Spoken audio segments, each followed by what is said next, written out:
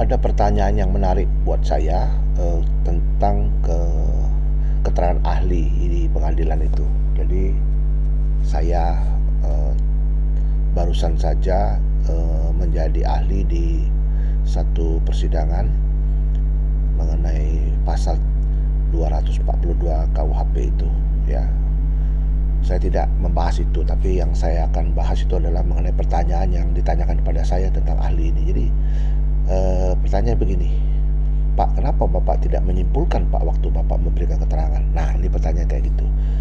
Jadi begini, ahli itu hadir sebenarnya bukan untuk menyimpulkan, tapi memberikan keahliannya untuk membangun satu narasi hukum yang berdasarkan pada doktrin, ya. Jadi doktrinal akademik betul-betul itu berdasarkan pada referensi yang benar.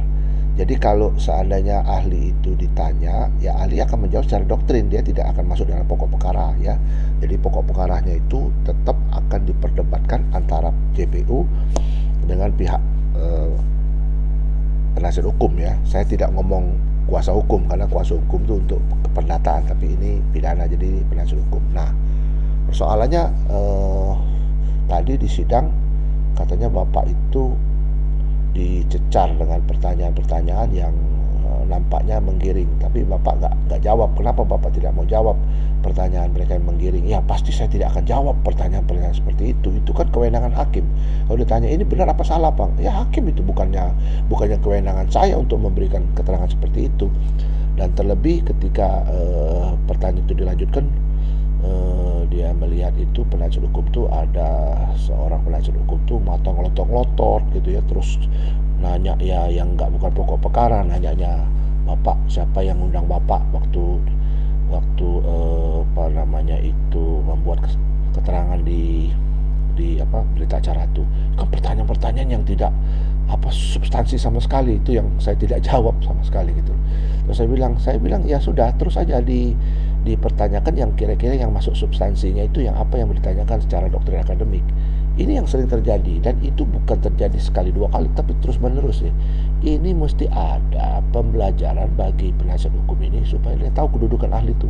Ahli itu seperti buku, kalau kamu mau belajar ya buka bukunya dan dibaca gitu loh. Kalau di Al-Quran tuh kan nyebut tuh ikro, artinya membaca kan kayak gitu. Jadi kalau kita menganggap ahli itu pihak, salah itu, salahnya betul-betul bangetan salahnya itu. Karena ahli bukan pihak, ahli itu dihadirkan untuk memberikan keterangannya, dan ahli tidak perlu diperdebatkan. Saya sudah buat satu aturan main sebelum saya memberikan keterangan.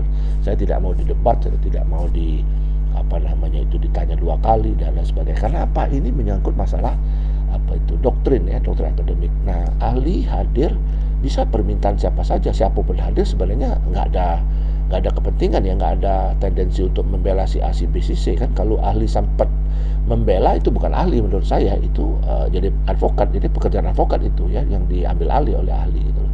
Jadi ahli itu tidak boleh menyimpulkan, ahli itu tidak boleh menyentuh pokok perkaranya, dan ahli itu harus, setiap statement yang dibuat oleh ahli itu harus ada referensinya, harus ada dasarnya gitu, supaya penegakan hukum ini baik gitu ya.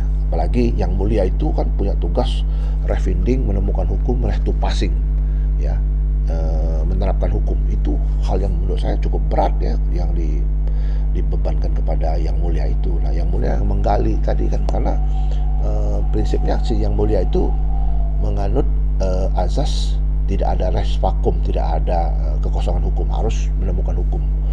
Nah, ini yang mau saya sampaikan. Jadi saya ulang ya, ahli itu hadir.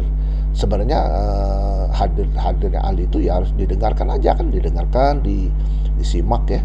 Karena ahli itu membuat pencerahan kepada kita semua untuk supaya kita melihat perkara itu dari doktrin yang benar ya, penegakan hukum. Karena kita ini kan ngakunya negara hukum, stat. Ya negara hukum ya harus dasarnya hukum, bukan mastat, bukan dasarnya kekuasaan seperti itu. Nah, ini mau saya sampaikan ya. Saya agak menyesali juga tuh ada beberapa penasihat hukum yang jadikan ahli itu jadi kayak pihak seperti itu. Itu yang salah gitu. Mungkin saya juga memaklumi ya, karena saya diajari sama guru saya banyak-banyaklah memaklumi daripada minta dimaklumi. Ya karena mungkin ketidaktahuan aja menurut saya gitu, karena kurang kurang pengetahuannya kurang cukup lah gitu, jadi dia bertindak seperti itu. Mudah-mudahan ya apa yang saya sampaikan ini bermanfaat bagi kita semua ya. Jadi kalau mengundang ahli ataupun ahli diundang, apabila kita berjumpa dengan ahli di pengadilan itu, ya kita harus mencoba untuk menggali supaya kita mendapatkan ilmu yang mumpuni, ilmu yang baik ya untuk menambah wawasan kita semua. Terima kasih, tetap semangat dan sukses.